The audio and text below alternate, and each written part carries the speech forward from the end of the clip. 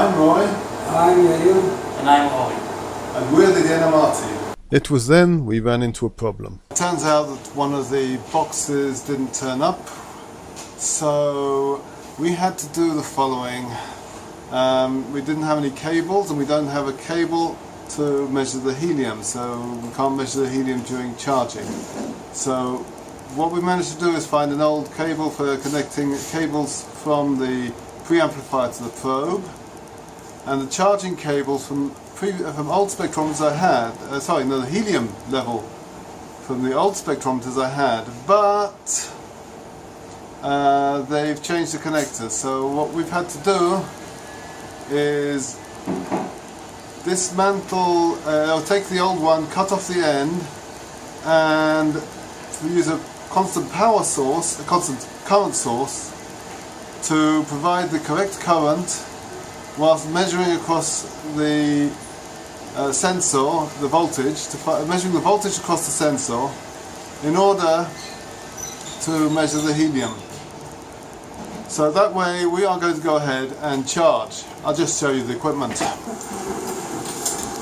This is a constant current source in conjunction with a meter.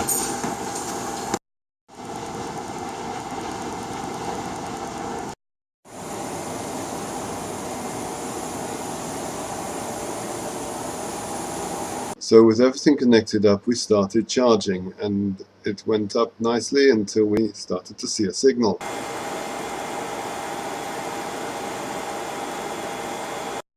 Yeah, we have a signal, or we had a signal.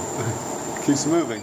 Once we reached the field, we overshot by a small amount and then came back to the field that was desired. Having reached that, of course, the voltage being applied was set to 0, leaving a steady field and giving a steady signal.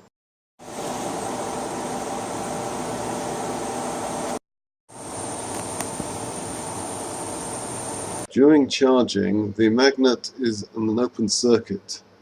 So when we finish charging, we have to close off the circuit with a superconductive link and then remove the leads. That way there's no serious risk of the magnet discharging, and remove the charging rods. In the end, we obtained a good line shape for the proton signal, indicating that the magnet had been installed correctly, and good sensitivity also for the carbon, showing that everything was working.